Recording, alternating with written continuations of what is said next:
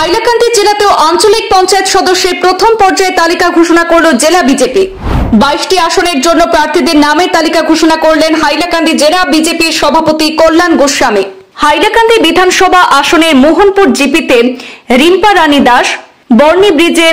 বিনা কর্মী, কাটাগাঁও নিত্যানন্দপুরে কামরুন নেহা লস্কর, লালা মুখে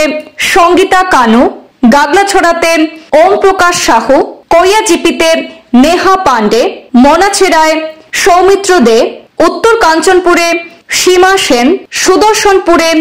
নন্দলাল কর্মী, রাজেশ্বরপুরে এস ভারতী সিংহ, লালচড়া বর্ণারপুরে শম্পা ফুলমাই, বরুণছড়া কুকিছড়ায়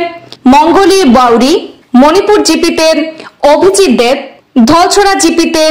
বিনোদ ত্রিপুরা, দত্তপুর জিপিতে স্বপন দেব, কাটলিছড়া জিপিতে